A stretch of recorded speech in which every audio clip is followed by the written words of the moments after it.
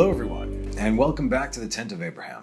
I'm Tamir Kreisman from Israel, and this is Parashat Vayeshev, He dwelt, Genesis 37:1 to 40:23. This one's called What Dreams May Come. So, ladies and gentlemen, the circle is now complete. This Parashat Vayeshev, is the very first teaching that I've given in the Tent of Abraham. What a year it has been, and how fitting that this was the very first portion, the story of Yosef and his brothers. It was given to me to share with you.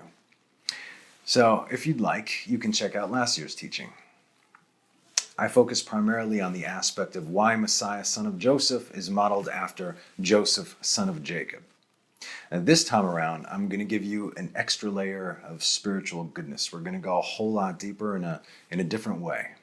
Last year, I touched upon basic points, telling the story throughout with a certain amount of depth. And it's hard for me to look back at these teachings of my past self and see how far I've come since then. I say this humbly because, as I have stated before, I cannot be teaching if there was no desire to learn. I could not water if there was no thirst, and I could not feed if there was no hunger. So, because of you, because of all of you, for better or for worse, you have made me a better teacher, a better student, and a better man. I don't know how long this is going to go on, how long this is going to last. Again, we never know. Everything has a time and a limit. I'm just doing my best to be obedient to the will of my Creator, the God of Abraham, the God of Isaac, and the God of Jacob, the one true God of Israel. And I would like to publicly give recognition and gratitude to our Heavenly Father for sharing His word with me in truth and in love, both by rod and by staff. And they're the same stick if we haven't learned that already. One day, I might share my journey with you all, where I've come from, what I've been through, and how I got out of possibly the greatest deception of our time.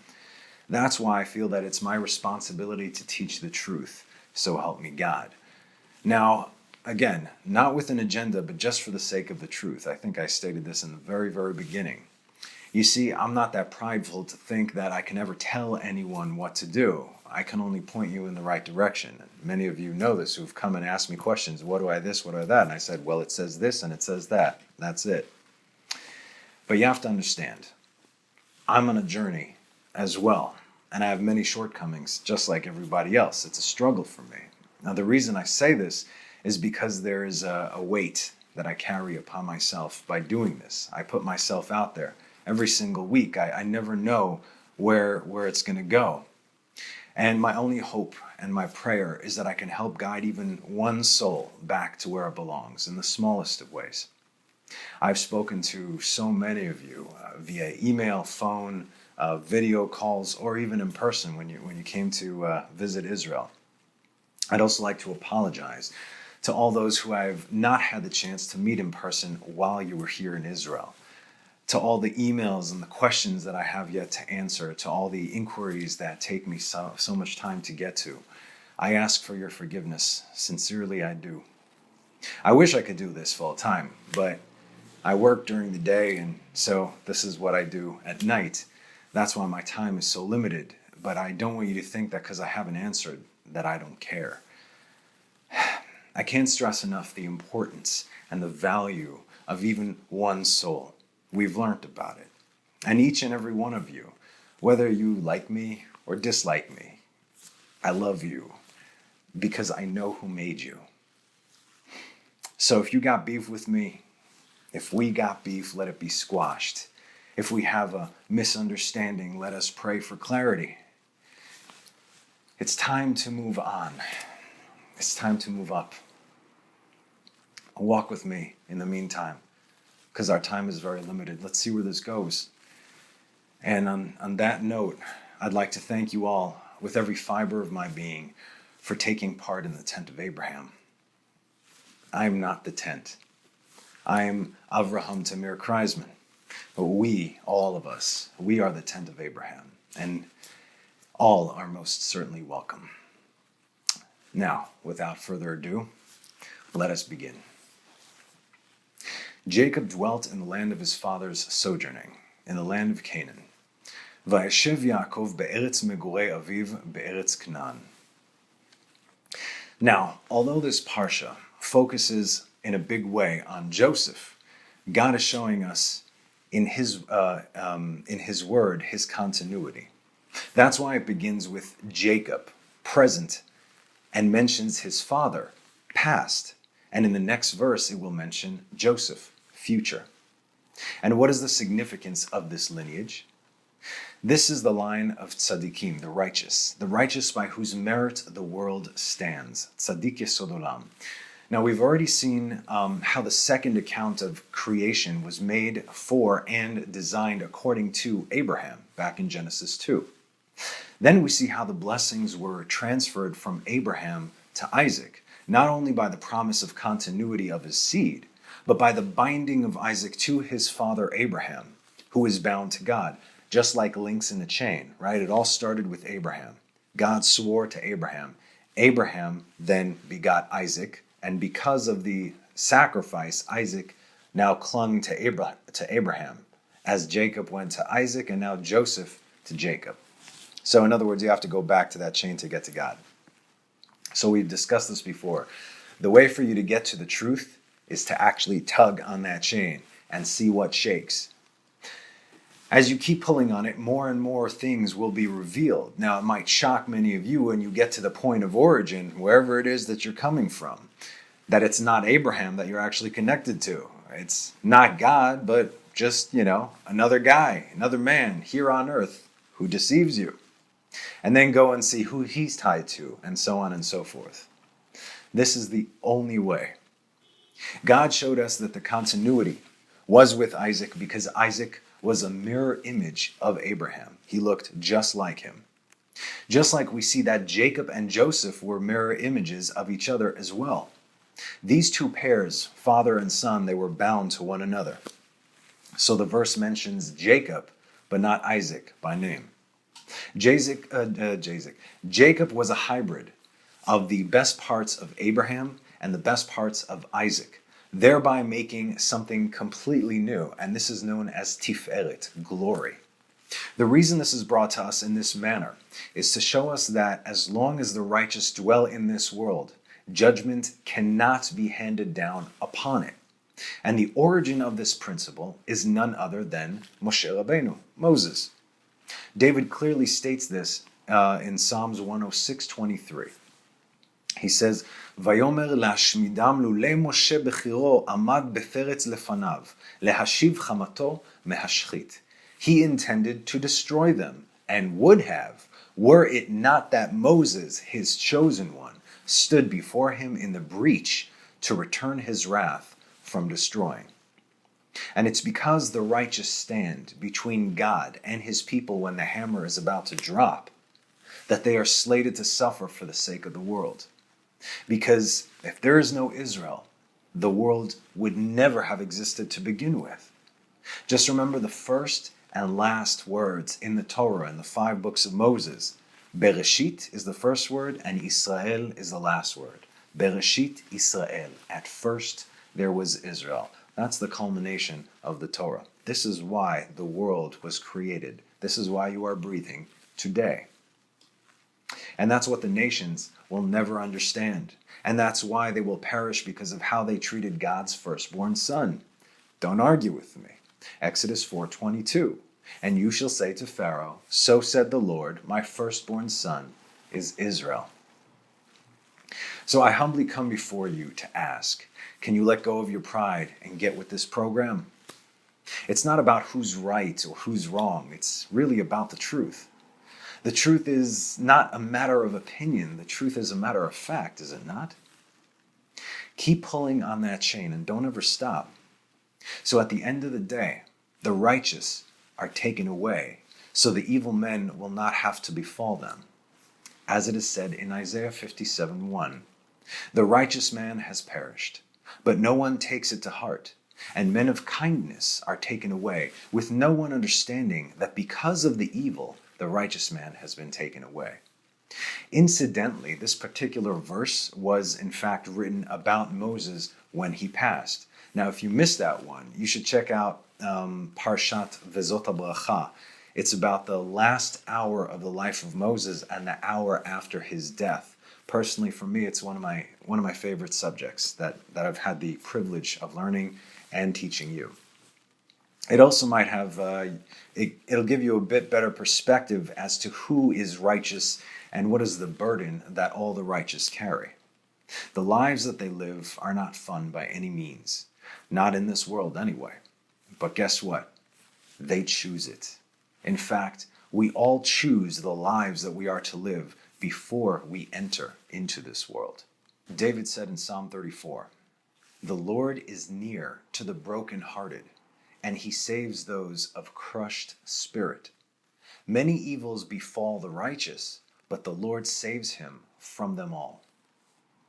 All this for the sake of our personal tikkun, rectification, as well as by extension, the tikkun haklali, the rectification of all things, the rectification of the world. Now come and see how this works. Jacob, who was the perfection, if you will, of the fathers, was about to be sent into exile. But since he was the righteous one in the world at the time, the tzaddik who carried all of existence upon his shoulders, because of him, judgment was held back in those days, as the great famine had ended while he was still alive. Later on, we actually see that this is quite literally passed on to Joseph. However, it's alluded to right here in verse 2. Let's read verse 2. Toldot Yaakov Yosef. Ele Toldot Yaakov Yosef. These are the generations of Jacob, Joseph. Forget about what it says in the English. It puts an extra word over there. So two major points to take away from these words. There's no separation between Jacob and Joseph, right? It's not, these are the generations of Jacob, Jacob begot Joseph. It's, these are the generations of Jacob, Joseph. They're connected. This is the physical aspect. Since just as we discussed before, Abraham and Isaac were spiritually and physically bound, and so are Jacob and Joseph. And just like Isaac looked physically exactly like his father Abraham, they had the same face, thus too did Joseph look exactly like his father Jacob. 2. Joseph was the 10th son of Jacob, yet the Torah begins not with Reuben, not with Judah, but with Joseph. And this is the spiritual aspect. It didn't say that these are the generations of Jacob, Reuben, his firstborn son, or Judah, the line of kings. No, it's Joseph. This shows us a continuity in the spiritual aspect. So not only did he have the same image as his father, but the same God-fearing likeness as well. This is also an illusion. And God created man in his likeness, in his image, on the inside and on the outside, sort of. On the outside, in other words, not the image of God. God has no image, but in all of his creation, as in man was made from the dust of the earth. And 3. Now I know I said 2 points, but this could also be something to think about. Since Jacob's face is beneath the throne of God, and Joseph looks just like his father, you tell me where he is. But I can tell you who he is. Just like many of the more famous biblical characters, Joseph too possessed a title with his name, right? We have Avraham Avinu, Yitzchak Avinu, Yaakov Avinu, our father, the patriarchs. We have Moshe, who is Moshe Rabbeinu, our rabbi. We have Aharon HaKohen, Aaron the priest. We have David HaMelech, David the king. And we have Yosef HaTzadik, Joseph the righteous. This was his title. So in Parashat Noach, we went deep into the study of this righteous man, Noach, who kept himself that way in 2 generations. Noach ish tzadik tamim haya bedorotav, not doro, 1 generation, dorotav, plural. Before the flood and after the flood, Noah kept himself pure. And why did God call him righteous, as we discussed? Because he was the only man in the entire world at the time to keep the covenant, the brit. What brit? Noah, unlike every last man alive, did not spill his seed. And it's because of this purity that he was separated from the rest of the world and chosen to ultimately save humanity and later teach Abraham the ways of the Lord. This is the job of Israel. We were called to separate ourselves. And now we have our next tzaddik in line, which is Joseph. And just like Noah, Joseph was a tzaddik, by which the world stood, because he kept his purity. And later on, we'll see with the wife of Potiphar, she tried to seduce him in every way, shape, or form. She was ridiculously gorgeous, and she would change her clothes 3 times a day to try and get in his head. And it was a struggle, and it was a battle. Nevertheless, he prevailed, and this is why he was called a tzaddik, not for anything else that he did. Think about that. Tzaddik yesod olam. The righteous is the foundation of the world, or olam, of all of existence. Now, we're about to go in deep, okay? Deeper than usual. So let's all take a deep breath together. And may you receive all the good which I'm about to share with you. Okay. Just like Abraham, who was on the right, this represents chesed and loving kindness. Isaac was on the left, representing gevura and judgment, while Jacob was in the middle, representing tiferet, glory. Joseph was right below Jacob, and he represents yesod, foundation. Yesod is the gateway through which all the light of the upper worlds flow into the world.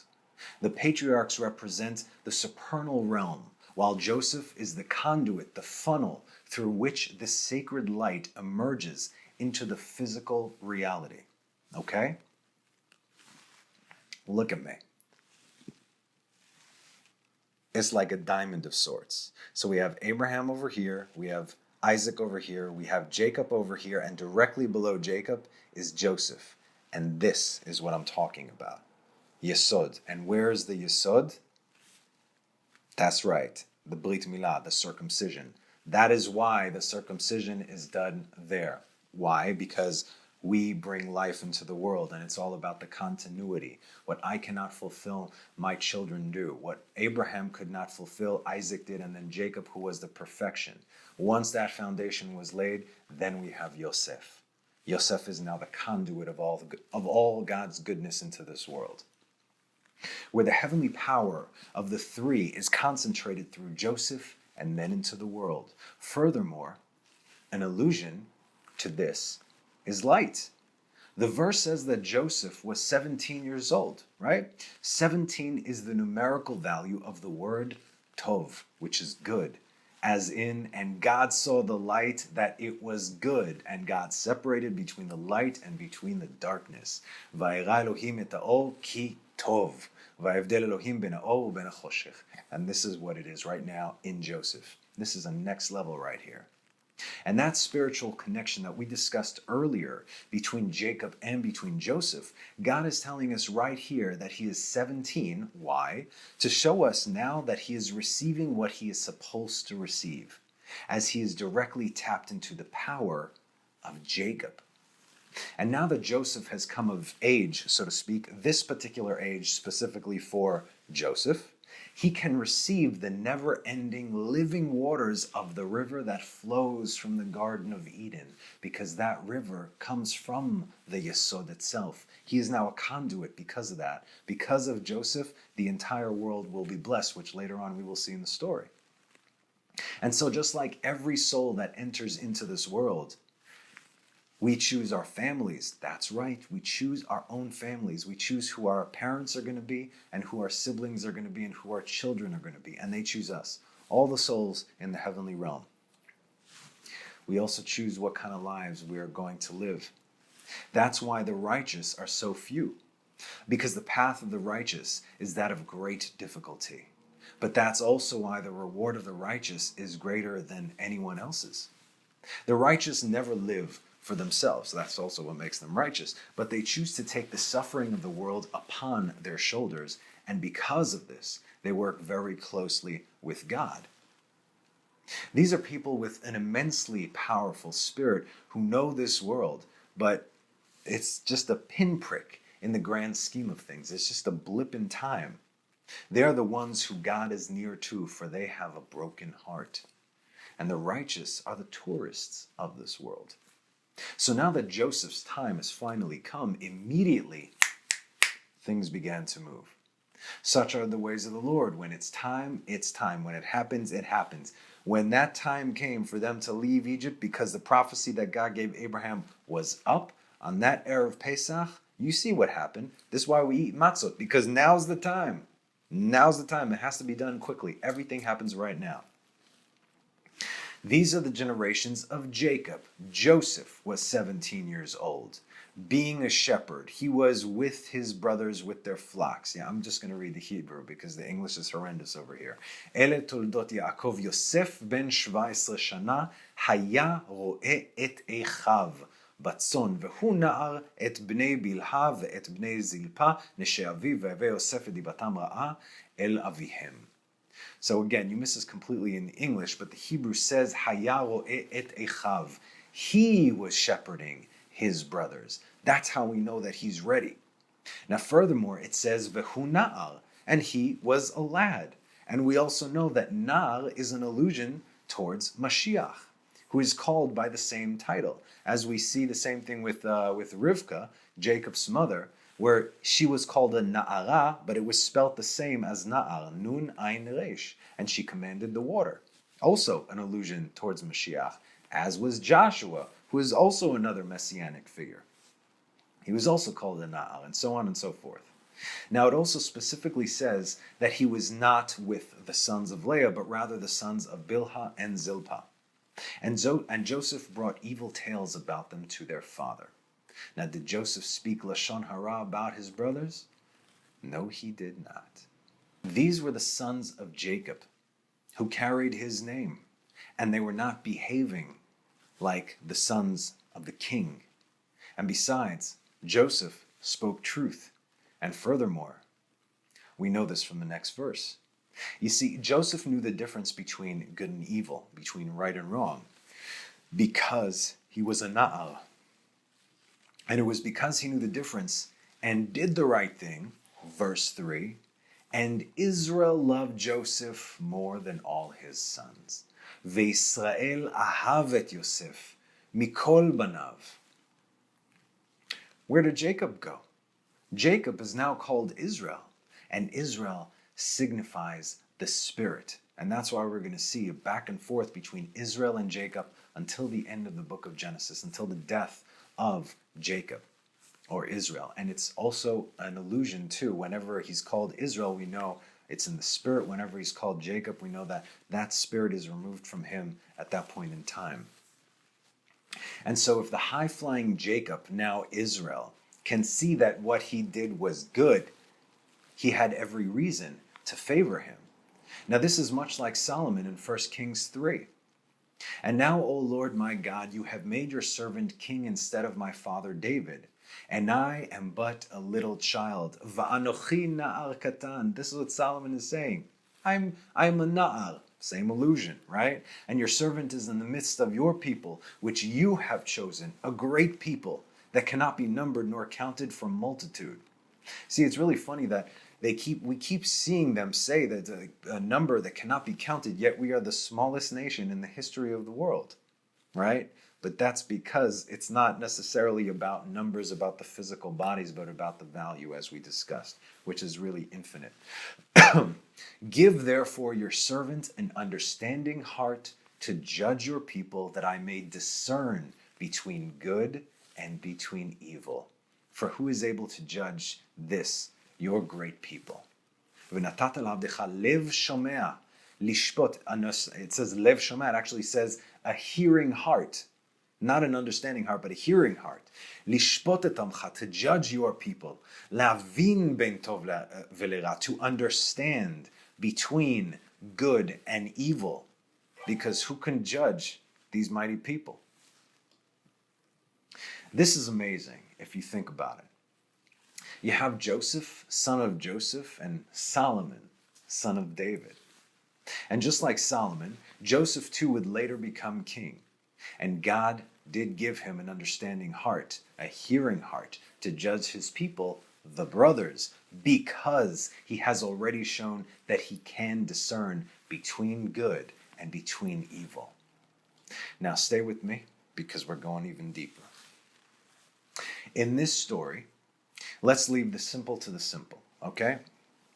We can all read it and have our own understanding as to who signifies what.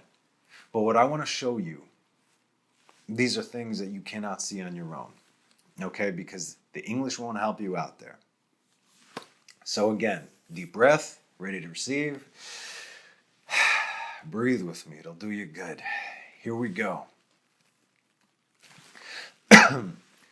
Now, Israel loved Joseph because Joseph is Israel. The children of Israel are designated as the chosen people in response to the measure of their internal vessel, which is the desire to receive, lekabel. The desire that we have is more intense than any of the other nations. This is apparent by receiving the Torah, along with all its blessings and its curses, something which the rest of the nations reject. Oh, and look, they still do, till this very day, so nothing has changed. But it is for this reason that we are the channel through which the light of the Creator emerges into the world. Who is the light of the world? And he said, "It is too light for you to be my servant, to establish the tribes of Jacob and to bring back the besieged of Israel. But I will make you a light of the nations, so that my salvation shall be until the ends of the earth." Isaiah 49:6. So, who's the light of the nations? We are.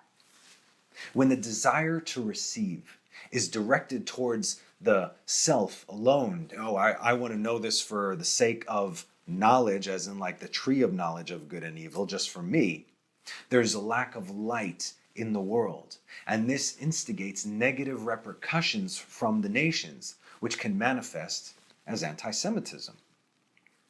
Now, it's almost, I say almost, not the nation's fault, since they sense the lack of light, which then causes enmity between them and the children of Israel, or enmity between your seed and her seed.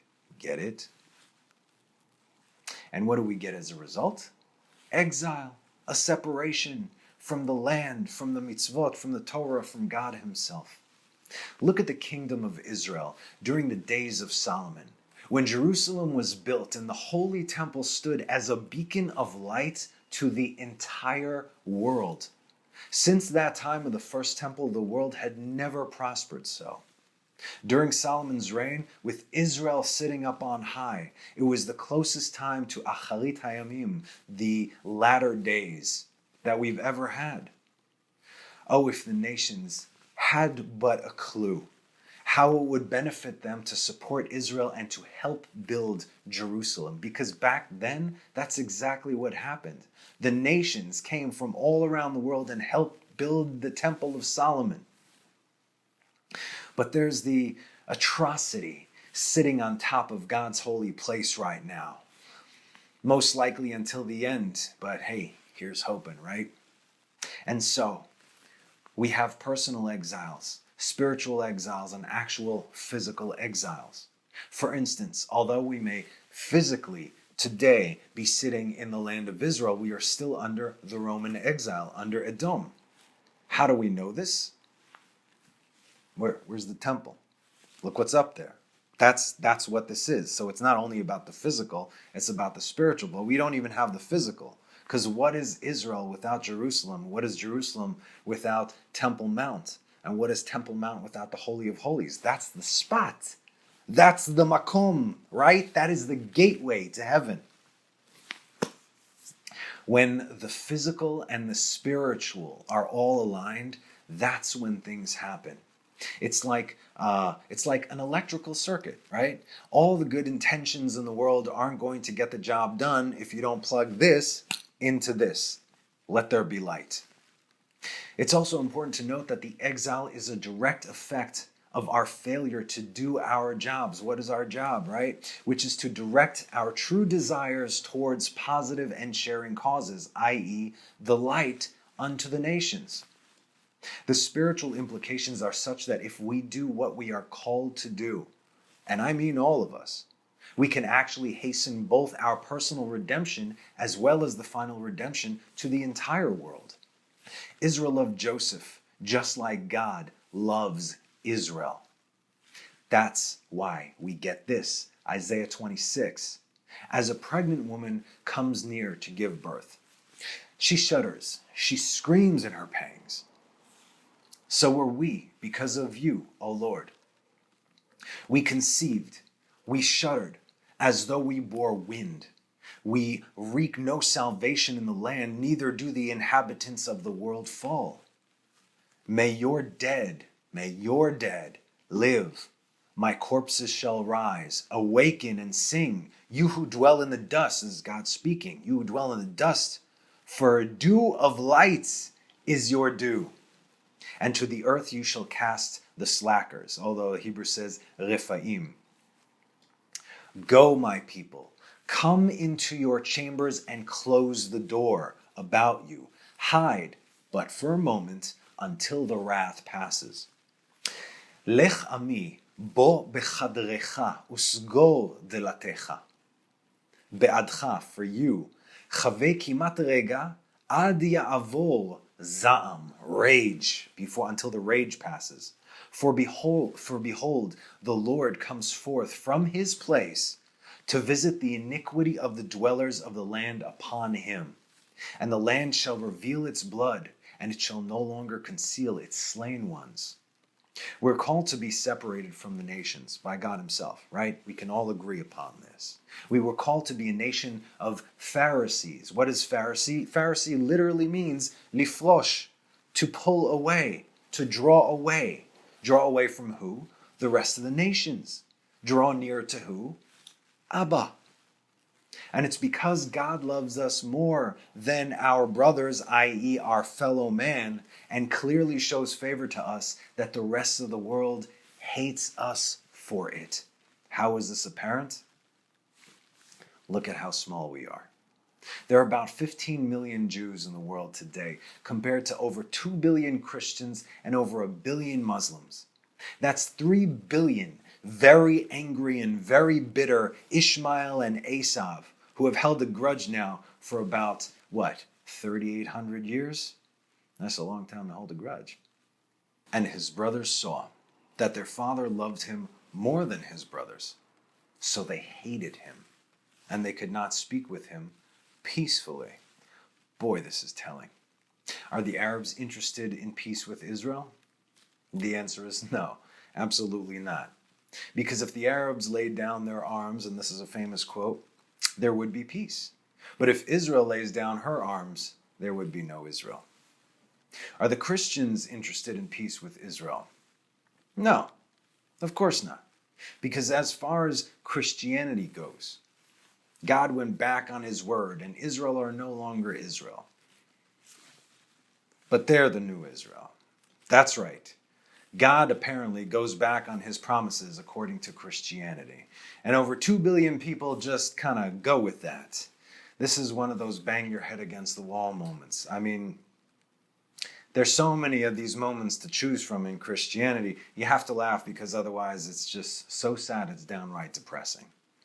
That's right. According to Christianity, God reneges on his promises. Yeah, sorry.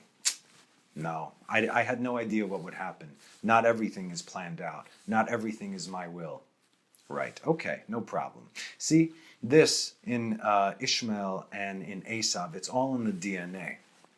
Now, it's all written here. You can all read this for yourself, and there's only one way that someone can change their DNA. Now, in the meantime, how could we still be here when all the greatest empires the world has ever seen, they all came at us? How are we still here? And after 2,000 years, we're back where we belong. It's a start. Now, the spirit to follow, but hey, we're here. We're making an effort. We're standing on the front lines. We are the guardians of the gates of Jerusalem, those who live here. It ain't easy to live here, but here we are. See, they can't touch us if we don't let them. It's really up to us. Unfortunately, the biggest killer of Jews today is actually assimilation. Our numbers are getting smaller and smaller because of that. Now, if the nations really did want to wipe us out, if you really want to destroy the Jews, they would just have to love us by, having us come in to them, with them, accept, yeah, sure, come, be one of us. That's why we're called to be separate, for this exact reason that's happening today. But that's not what we were called to do, now was it? Therefore, so said the Lord, if you return, I will return you. You will stand before me. And if you take the precious out of the vile, i.e. the Jew, out of the nations, you shall be as my mouth to who? To them. Let them return to you, but you shall not return to them. And I will make you for this nation into a fortified copper wall. And they shall fight against you, but they shall not prevail against you. For I am with you to redeem you and to save you, says the Lord. And I will save you from the hand of the wicked, and I will redeem you from the hand of the terrible. This is Jeremiah 15, 19 through 21. So, just like Joseph, Israel, the Jews, were created for the sake of kingship, and ultimately in order to save the world, as we will see later on from the story of Joseph. But before that happens, we were called to suffer by the hands of our brothers, who plot and scheme on how to wipe us out. I mean, look at the UN, look at UNESCO, look at the last 2,000 years of history, look at the pogroms, look at anti-Semitism, look at the Holocaust. Look at the what do you call it? The Crusades. That was fun, right? And he made him a fine woolen coat. V'asalo kutonet pasim. You recognize the language? V'asalo kutonet pasim. Vayas Adonai Elohim la'adam uleishto kutnot or vayalbishem. And the Lord God made for Adam and for his wife shirts of skin, and he dressed them. It's the same word in Hebrew. Again, learn it. Kutonet. The skin, kutonet, that God gave Adam and Eve was actually a downgrade. It was the physical so that they could live in this world. Remember, when man was created, he was primarily spirit. The Garden of Eden, where is it? It's not a physical place. It's a spiritual place, and only spirit beings can be there. This is where Adam was. But then Adam had to be sent into the world. But a spirit cannot live in this world alone because he would die. We need a body in order for us to actually be here. So he gave him skin. He gave him this body. So it's a downgrade from what it was. Now, while the woolen coat, kutonet pasim, was an absolute upgrade, and it's the secret within them that are what will reveal our way back to the Garden of Eden, to the tree of life. This special coat was first and foremost handmade by Israel, much like God made the other personally. Okay, now remember what we said, Yashar El, that God called Israel a righteous God. Okay? We get it. We discussed last week. This coat of Joseph is to bring that which is hidden into the light, as in from the inside outward, that which the skin covers, our innermost beings, that which makes us tick. I'm not talking about our blood and guts, I'm talking about our spirit, our nefesh, our neshama, our higher selves, excuse me.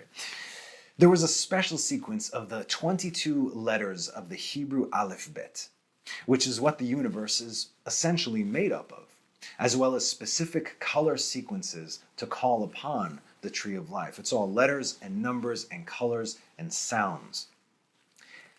This coat was like a homing beacon. Now, I'll give you a very basic, easy to remember example of the Holy Tongue and how the language is built. Okay, you can all remember this. Oh yeah, that's what it means. The letter Aleph, the first letter of the Hebrew alphabet, of the Hebrew language. In ancient Hebrew pictographs, this is a picture of the head of an ox or a bull, okay? Which incidentally is also the representation of Joseph. But we'll hold on to that because I think I discussed this last year when Judah approached Joseph, Judah the lion approached Joseph the ox, and they were both kings. Joseph was a king, Judah later on would be a king. So this is a big showdown over there. But its main focus is the Aluf, the champion, Aleph, Aluf, the first God, and also because its numerical value is 1. Now, the letter Aleph is made up of 3 other letters. It's a Vav, and two yuds. Okay, so it's like a vav diagonally, then you have a yud here and a yud there. Only think of it backwards. I should have drawn it for you, but anyway. Yes, so we have the yud, and the vav. These three letters which make the letter aleph. Now the numerical value of those three letters, yud is 10, vav is 6. That's 26. And 26 is the numerical value of the tetragrammaton, aka the four-letter name yud he vav he. You see how that works? So the letters are woven and interwoven down to infinity, as they can also expand and build other letters, each carrying their own spiritual properties. Now take those letters and then you start forming words. This is why the Hebrew means everything. Okay? Can you even begin to comprehend these complexities? And it goes all the way down to infinity, as it can go all the way up to infinity. Now, let's throw some color into there, okay? I'll give you some examples as to the spiritual properties of color and how they relate to the patriarchs, because this is what we're discussing. So, back on the right side, we have Abraham, okay? He draws from chesed. Chesed is mercy, loving kindness. And this has three colors. On the inner part, okay, think of the, what was it? Was it Da Vinci's man standing like that? Right, so you have the Kabbalah tree, the tree of life, if you will, over there. And on the right side, in the middle, signifies the right arm. That is chesed. That is where Abraham was at. So on the innermost part of the arm, we have blue. Then we have silver. And on the outermost part, we have white. On the opposite end of the arm, we have Isaac, who draws from gvura, din, judgment. In the inner part, we have pink, then we have orange, and then we have red. So we have the opposite sides. We have white and we have red. Now we can tell that the colors themselves, just by looking at them, the association that we make with these colors. White and blue are serene, they're calm, like the sky, like the clouds, like the ocean, right? That's why people go to the beach. That's why I go to the beach. It's heavenly. It's my Zen place, right? While on the opposite end, red, like blood, and orange and pink, like the skin. It's a combination between the two. So you have, and also again, blood meaning like judgment, death, and so on. And we see that. Then in the middle, we have Tiferet, which is Jacob, glory. So this is the perfection of Jacob. He took the best parts of this and the best parts of that, and he made something new. And this color is exclusively yellow. Not three colors, it's just a nice bright yellow, like the glowing of the sun. And what is the sun if not light? Have you seen what happens to life on earth when the sun rises? Think about this. Everything is awakened. Flowers bloom, birds sing, and most of us get out of bed at that time. So when the three angels came to visit Abraham back in Parashat Vayeshev, as I had mentioned, they represented three colors. You might want to go watch that again. And this is what Abraham saw in his mind's eye. 3 pillars of flame. Now, that particular order that he saw was white, red, and green. White on the right, on the left it was red, and on the middle it was green. So what did he see?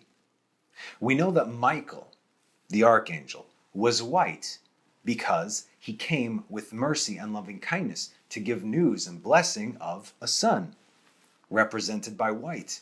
Gabriel was on the left-hand side, which represented red. What is red? Red blood. Why? Because he was going to destroy Sodom afterwards. So then who was in the middle? And why was he green? Raphael was in the middle. Raphael comes from the word refuah. We say refuah shlema, as in rofe. Rofe means doctor. Raphael is the healing God. That's what that means. Because he came to heal Abraham after his circumcision. And why is the color green associated with healing? Look at nature. Every single tree or plant or root, vegetable or fruit, before they become whole, they're all green. The spiritual healing properties in the color green bring us back to our roots, if you will. and it causes renewal.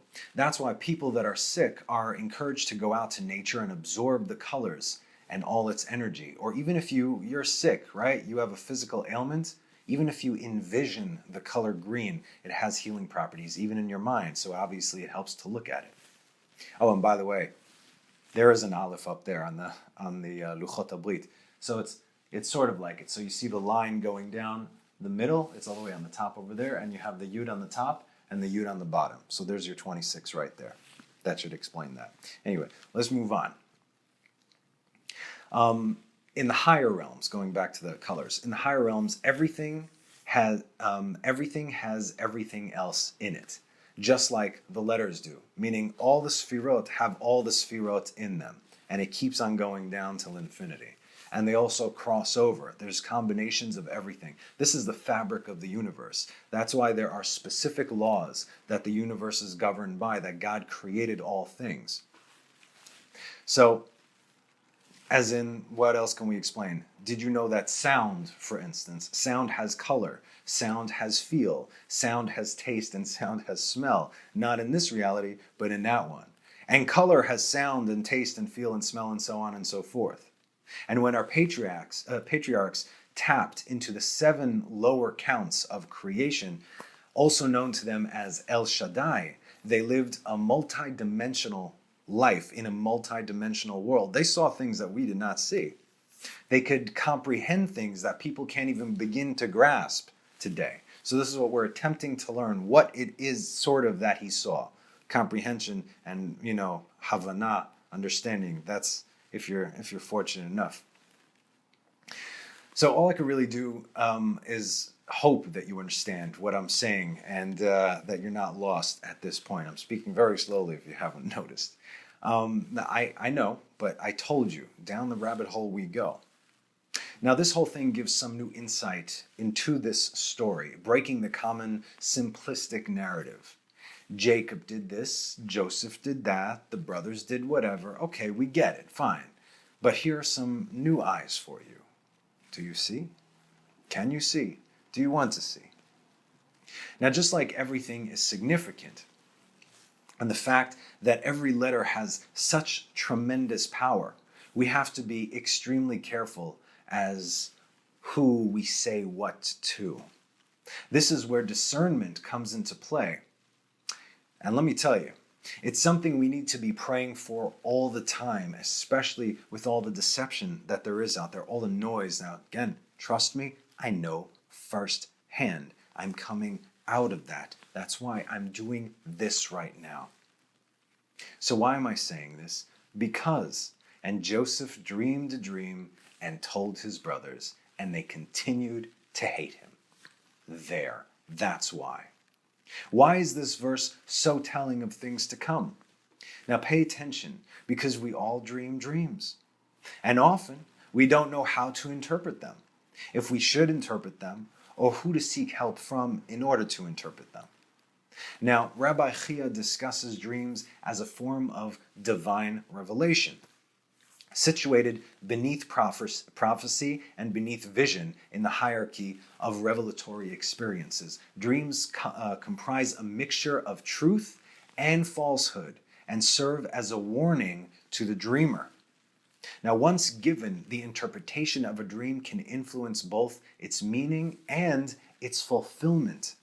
According to Rabbi Shimon, the dreamer's awareness and interpretation is not necessarily for fulfillment. The interpretation of Joseph's dream by his brothers. His brothers are the ones that interpreted the dream. Pay attention to this. This is what sealed their fate. And this is a warning to us not to dismiss our dreams too quickly or share them with those who are not friends. In fact, it says that you should never, ever share your dreams with someone who does not love you. Okay? Now that was from the Zohar, and so is this. Now this next section right here, it's going to sound very familiar to my Christian and Messianic friends. I was just smiling as I was reading this. You'll know what I'm talking about. Behold, another point of origin from the Zohar, Kabbalah, baby. And Joseph dreamed a dream. Rabbi Chia opened the discussion with the verse taken from Numbers 12:6. And it's funny because I feel like I mentioned this verse. It came up in the last, I think, 5 or 6 teachings, this particular verse. He said, "Please listen to my words. If there be prophets among you, I, the Lord, will make myself known to him. In a vision, I will speak to him in a dream." This is when, when Miriam and Aaron spoke bad about Moses, and God came and rebuked them, and then Miriam got leprosy. Okay, so that was this. Now listen to the Hebrew. Vayomer, shim'u na dvarai, im hiye neviachem Adonai b'mar'a elav etvade b'chalom adaber bo. Come and behold how many grades of prophecy the Holy One, blessed be He, form. They stand upon each other, one grade superior to another, higher than another. They all nourish each other according to their ability, some from the right and some from the left, as in proper, some chesed, some judgment, some good, some bad. Remember, every aspect of every sephira has also positive and negative effects. The prophets in the world are all nourished from one aspect, from 2 grades, Netzach, which is eternity, on the right side, which is below Chesed, and Hod, splendor, on the left side, below Gevurah. These are all grades on the tree. So we have eternity below Chesed, and we have splendor, Hod, below Gevurah. Okay? So far, we just familiarized ourselves with 6 counts. Now you're getting the blueprint of creation here, and in most simplest and minimalistic way. So eternity and splendor, or eternal splendor together, are seen within the mirror. The English says, "I will reveal myself to him in a vision," but the Hebrew says, "B'mar'ah." What is a mar'ah? It literally means mirror. As in, I, the Lord, will make myself known to him in the mirror. Not a mirror, in the mirror. This is the mirror. Are you hearing what I'm saying? This is the mirror, that reflects all colors, namely white, red, and green. This is what Abraham saw. Now, do you recall I read last week that our sages very specifically, or was it 2 weeks ago? Last week or 2 weeks ago, our sages said very specifically that if you can understand what Abraham saw, and they use this language, you would know the truth. So I'm showing you right now what Abraham saw. But you have to understand what Abraham saw. That's the hard part. So this is what he saw, but now we have to comprehend, okay? And that, my friends, is on a whole nother level.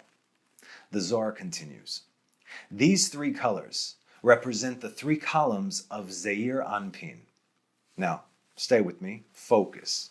I give you the information you need to understand this. I'm just going to place it in order for you. Everything I taught right now, I'll paint a nice picture for you.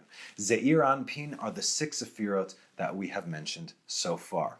Okay? We have mercy, we have judgment, and we have glory. Beneath mercy, judgment, and glory, we have splendor, we have foundation, and we have splendor, we have, I'm reading it backwards, my bad. Again, mercy, judgment, glory, eternity, splendor, foundation.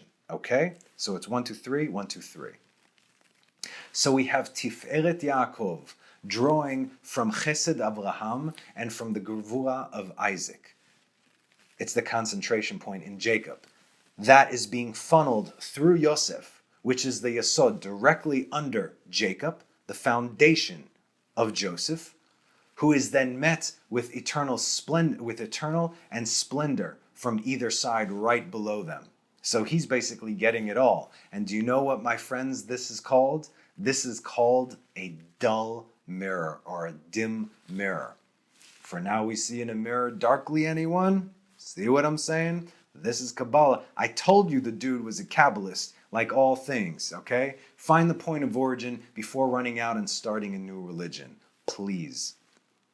Now, why is this relevant to Joseph? Joseph was dubbed by his brothers as the dreamer, Baal hachalomot, the Lord of dreams. Look, here comes Baal hachalomot hazeh, this one. Now, Joseph's first mistake was to share his dreams with his brothers. Why is that? We discussed it. And his brothers saw that their father loved him more than all his brothers, so they hated him, and they could not speak with him peacefully. And Joseph dreamed a dream and told his brothers, and they continued to hate him. Already in 2 verses. They hated him. He told them, it was visible, right? He knew this. Jacob knew this. We hate you. I love you. Let me tell you my dream. And they hated him more. The hate kept on building and building. This is also, there's a certain level of discernment over here. Now, dreams come from above. They come from God, but they're delivered by an angel, a specific angel who is in charge of these dreams. And who is this angel? This is the angel Gabriel, also known as the man Gabriel, as we can also see from the book of Daniel. Now I was still speaking and praying and confessing my sin and the sin of my people Israel and casting my supplication before the Lord my God about the mounts of the sanctuary of my God. While I was still speaking in prayer, the man Gabriel, whom I saw in the vision at first, approached me in swift flight about the time of the evening offering. Ve'od ani medaber batfilah ve'ha'ish Gavriel, the man Gabriel. Now, because dreams are brought to us by angels and not directly unfiltered from God, this is by design, there is some truth and some lies in every dream. And we don't dream a single dream without them both. There's truth and there's lies in every single dream. That's why you need a certain amount of talent, godly influence in order to solve these dreams in the correct manner. And then he said to them, listen now to this dream which I have dreamed. Behold, we were binding sheaves in the midst of the field, and behold, my sheaf arose and also stood upright. And behold, your sheaves encircled it and prostrated themselves to my sheaf. Great, that's wonderful. What did his brothers say? His brothers told him, will you reign over us or will you govern us? Here in the English has a question mark. Here's how it sounds in the Hebrew. Vayamru lo echav, they told him, Hamaloch timloch aleinu im mashol timshol banu. They made a statement, and they continued further to hate him on account of his dream and on account of his words. Hamloch timloch aleinu im mashol timshol banu. Surely you will rule over us, and surely you will govern us. Did that not happen? Yes, it did. And do you know why it happened? Because it was the sons of Jacob, the children of Israel, who decreed it. They're the ones that made this happen. This is the power that we possess. The sons of Israel were no fools, nor were they wicked, despite what many out there believe that they read in the text. Okay, I've heard horrible teachings about this. These are the 12 tribes, mirroring the 12 gates of heaven. Each and every one of them has direct access. Do you? And they continue further to hate him. Now this was a sin. The hate was the sin. And it caused their interpretation of the dream to be delayed by 22 years. Only 22 years later would Joseph sit upon them as king. Now this caused an exile. Baseless hate, like the destruction of the second temple, both personally, spiritually speaking, and physically. But why are we exiled if not to bring us back, if not to correct us, if not to make us stronger? Why did Jacob, when he was still called Israel, sitting in the land of Canaan, why did they not possess the land at that time? Why did they have to go down to Egypt? Because God needed the nation of Israel to be born over there in exile so that they could come back as a nation and possess the land. This is why exiles happen. We come back stronger. At the end of the day, this act that they did caused them to ascend even higher because we see them coming full circle, and it's a beautiful thing. Look at what God calls them. God is calling them right now. Psalms 122, when he spoke through David. A song of ascent of David. I rejoiced when they said to me, let us go to the house of the Lord. Our feet were standing within your gates, O Jerusalem. The built up Jerusalem is like a city that was joined together within itself. Who? What? There ascended the tribes of God, testimony to Israel, to give thanks to the name of the Lord. Sheshamalu shvatim shivtei Yah. We all know what Yah is, right? For there were set stones for judgment, thrones for the house of David. Request the welfare of Jerusalem. May those who love you enjoy tranquility. Sha'alu shalom Yerushalayim. That's where people, for some reason, take that, where it says, request the welfare of Jerusalem, and they say, pray for the peace of Jerusalem. This is the passage, and that's not what it says. Sorry. May there be peace in your wall, tranquility in your palaces. For the sake of my brethren and my companions, I shall now speak in peace with you. They could not speak in peace with him, now they will speak peace with him. For the sake of the house of the Lord, I shall beg for goodness for you.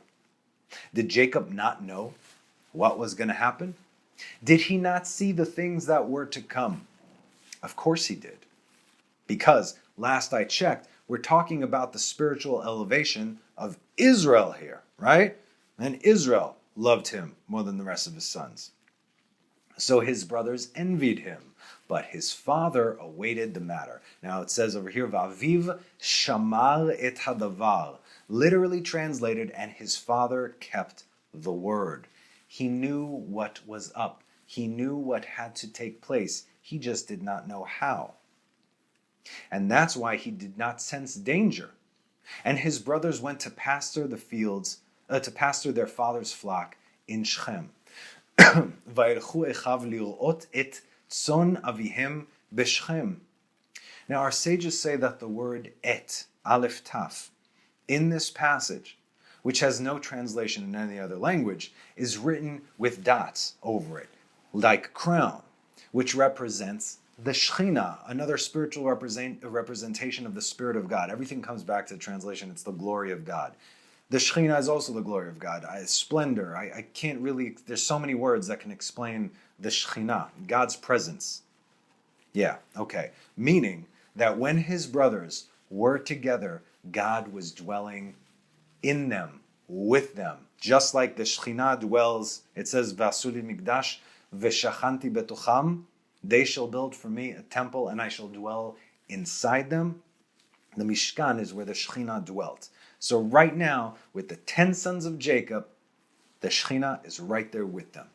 And this shows us the power that 10 Jews possess, especially while in prayer. And that's why we are called to pray 3 times a day in a minyan, which is 10 men, because we pull from the power of the 10 sfirot that connect and govern heaven and earth. Do you understand the power of this? I can't understand the power of this. If you do, please shed some light. And that's why Jacob had no problem sending his 17-year-old gentle son, who he loved more than life itself, by himself off through hostile territories in a hostile land shortly after he and his other sons just destroyed hundreds of thousands of Canaanites single-handedly. Go by yourself. Go find your brothers, those ones that said they hate you. God showed Jacob what he needed to see. Jacob trusted his sons that they would never do this because he knew that they were all tzaddikim. Sure, tzaddikim fall, but tzaddikim rise, right? God blocked Jacob's vision of what his brothers were going to do. And why is that? Because God took an oath with the brothers to keep the matter secret from him and would remain that way for 22 years. God was in on it. What did Joseph say to them later on in the end? Do not be angry with yourselves for selling me to slavery, for the Lord has sent me before you in order to preserve life. Everything had to happen according to God's perfect will. And it did. We're going to, dig into these things later on. And furthermore, God's word to Abraham had to be made manifest. God gave Abraham a date to the day. And that date was approaching slowly but surely. So it had to be made manifest. So during the covenant of the pieces, God showed Abraham exactly what would happen and the descent to Egypt, when it would take place at the exact time. Then, of course, Isaac and, of course, Jacob knew about this as well. Isaac knew everything that Abraham knew, and Jacob knew everything that Isaac knew, and so on and so forth. But if all this would have been very clear to Jacob, then all the things that had to happen may have not happened. I mean, even if Jacob knew that in the end everything would be okay, would he still want a separation from Joseph? No. It was like tearing him apart. They were connected. They were bound. So when it was turned off from Jacob, when the vision was taken away from him, it was then passed on to Joseph, who became the next tzaddik by which the world stood. When he was 17 years old, this is when Joseph inherited the crown. So all this was from the Lord. As it is said, and his father kept the word. That's what that means. This is the power of the children of Israel, the tribes of Yah. Then a man found him, and behold, he was straying in the field, and the man asked him, saying, "What are you looking for?" Vayimtzeu ish, vehine to'e basadeh, vayishalehu ha'ish le'emor, ma tevakesh. Why was he found? Because he was lost. And who was the man? The same man who gave him his dreams. This was the man, Gabriel.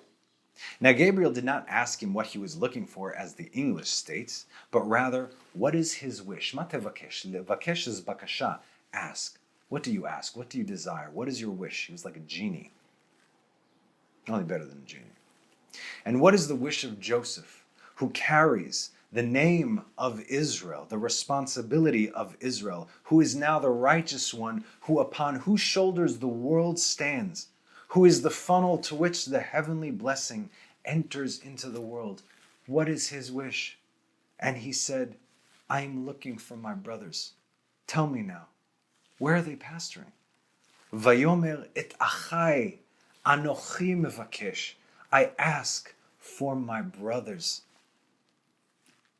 I wish for camaraderie. I wish for my brothers. I wish to share with them all the blessings that I have received from above. I shared my dreams with them. I wish to look after them. I wish to love them. I wish that they loved me. But alas, the nations do not see the Jews as a blessing, but as a curse. When all we want to do is what we are commanded to do. It's what we were born to do. It's what we were created to do. We are the funnel by which the earth receives blessing, and all the families of the earth shall be blessed through you. Yes, this is the order of God. This is the order of Melchizedek, king of Salem, the righteous king, king of completion. The Lord swore and will not repent. You are a priest forever because of the speech of Melchizedek, said David. This is Israel, the nation of kings and priests. And with every good, there is also bad, as we know. And like Joseph, we must pray every day for discernment because it's a matter of life and death. So I'm going to close off with the warning. Deuteronomy 18. But the prophet who intentionally speaks a word in my name, which I did not command him to speak, or who speaks in the name of other gods, that prophet shall die. Now, if you say to yourself, how will we know the word that the Lord did not speak? How are we going to know if what this guy is saying is true? No problem. Here's your answer. If the prophet speaks in the name of the Lord, and the thing does not occur which does not come about, and this the thing the Lord did not speak, the prophet has spoken it wantonly, you should not be afraid of him. In other words, if he speaks, if he says, thus saith the Lord, and it doesn't come true, he's a false prophet. And what does God say? He shall die. How many of us out there have heard men, self-appointed authority figures, use the term, Holy Spirit told me this, the Lord told me that? I've heard that plenty of times. Or, thus saith the Lord. And how many times did what they say that God told them just never happened? What does God say to do to these poor imbeciles? Our prophet shall die, right? So God also said, thou shalt not kill. So we're obviously not going to go there. But the judgment that that individual is going to bring upon themselves, upon their houses, their community, their congregation. Word to the wise, kids. You don't want to be anywhere near that. that. Please read between the lines of what I'm saying right now. You don't want to be associated with that in any way, shape, or form. You have to be so careful when you say, God told me that, because so many people have told me this also personally, and it ain't true. You gotta, yeah. Okay. So I've seen this, again, in many, many Messianic communities. It's way too much. It happens in every other church we see. Everybody hears from the Holy Spirit, and God told everybody a bunch of things. Everybody's a prophet. Fantastic. Okay. Where is your fear and trembling? This is a death penalty, not decreed by man, but by God himself. The Talmud very wisely states in Baba Batra 12, Miyom shecharav beit hamikdash nitla nevuah min hanevi'im v'nitna lashotim. From the day the temple was destroyed, prophecy was removed from the prophets and given to fools. Because only an absolute fool would be foolish enough to open his mouth and utter such things, yet they walk around freely. If you had a dream, a vision, a call, don't tell anyone. Only one who loves you. And wait and see first if it comes true. Otherwise, you choose the darkness instead of the light. And why? It's all ego at the end of the day. So you could say, God told me. You don't want to go there. The bottom line, my friends, we don't know what dreams may come or what may come of our dreams. But we must pray to know the difference between what is right and what is wrong, what is good and what is bad. Wait for God to light the way.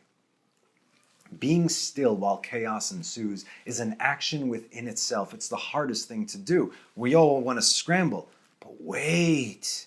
If you've prayed about it with all your heart, you're going to get an answer, because it shows that we trust in him and not in our own understanding. Psalms 25, Lord, let me know your ways. Teach me your paths. Direct me with your truth and teach me, for you are the God of my salvation. I hope for you all day long. I humbly ask that you take everything that I've taught you here today and apply it towards your own studies. As always, I encourage you to forge your own connection with God. If you search for truth with all your heart, you will never be led astray. I know this teaching was deeper and it was heavier than most. It's not so story-oriented as it used to be. But I wanted to give you a peek behind the scenes because this will help for further study. The purpose, of course, is to get to know God as we do this through his chosen ones. So, thank you so much again for this year, for a wild ride, for such a trying yet rewarding year for me. May we all continue to grow in the spirit and in merit. And may the God of Abraham, Isaac, and Jacob shine his countenance upon us all as we rise from the ashes and claim the promise that has been given. In God's world, we need to wake up in order to receive a dream. Thank you, as always, for joining me, friends. Have a wonderful rest of the week and have a Shabbat Shalom. Bye.